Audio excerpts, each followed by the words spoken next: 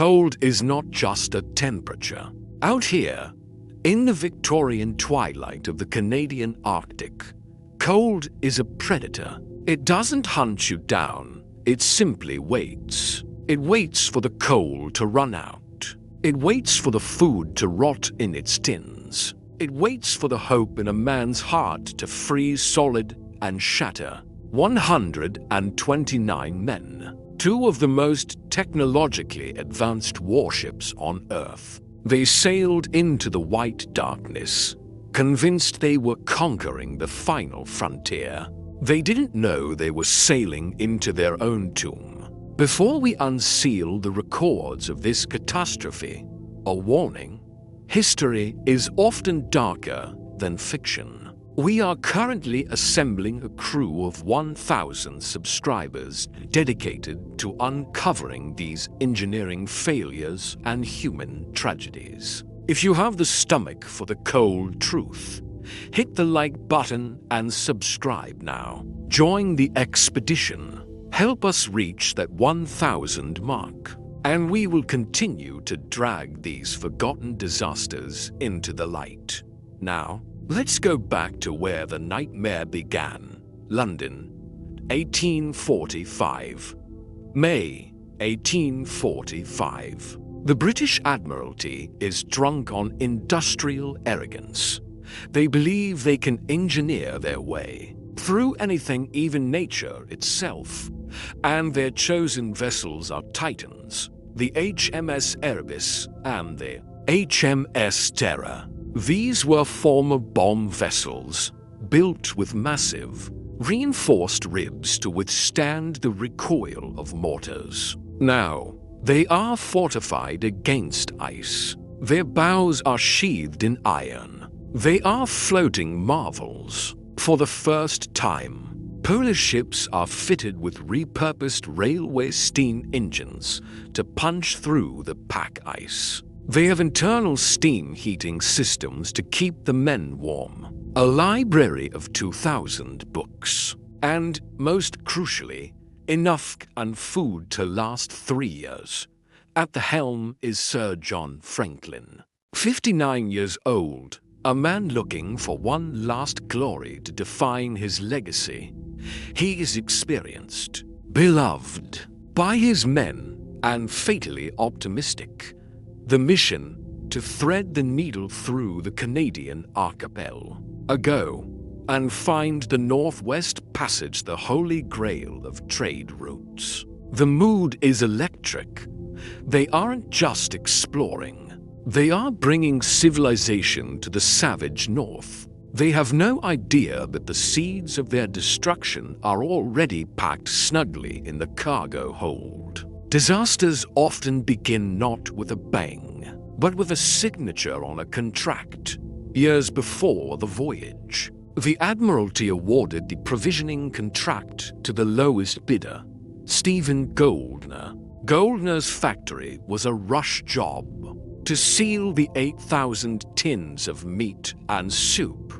His workers cut corners. They used lead solder, pouring it thickly and carelessly over the seams. Inside the warmth of the Erebus, the men are celebrating their technology, but every meal is a dose of neurotoxin. Lead is seeping into the stew, then into their blood, and finally, into their brains. It is a slow poison. It doesn't kill you immediately. It takes your mind first. Lethargy, paranoia, confusion. The officers cannot plan. The men cannot obey. The great Victorian machine is rusting from the inside out. Before it even touches the ice, 1846, the first winter passes, then the summer. But the ice does not melt. The ships are trapped in the Victoria Strait. The temperature drops to 50 below zero. The sun vanishes for months. The men are locked in a wooden world, surrounded by a white desert that stretches for 1,000 miles. By 1847, the safe world of the ship becomes a prison. The heating systems fail as coal runs low. Condensation freezes on the walls, and the men begin to change. Lead poisoning amplifies the effects of scurvy and starvation. Discipline breaks down. They hear voices in the wind. They see things in the shadows. June 1847, Sir John Franklin dies. The cause is unknown, but his death is the breaking point. Captain Crozier takes command of a dying fleet. 9 officers and 15 men are already dead. The ice has held them for 19 months. Crozier looks at his starving, poisoned crew and realizes the ships will never sail again. He makes the only choice left: abandon ship.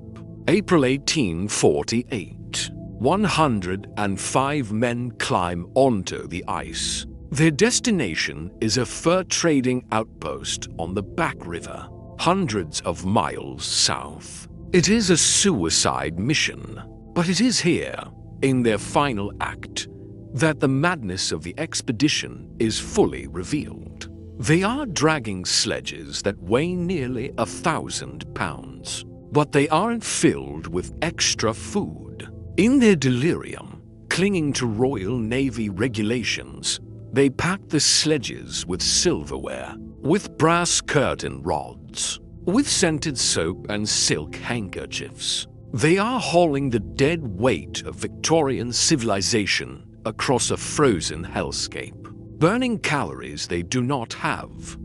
The march becomes a grotesque parade of agony.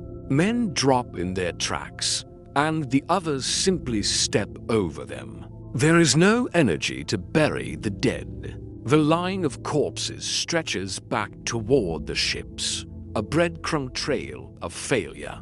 And when the canned food runs out completely, the unthinkable happens.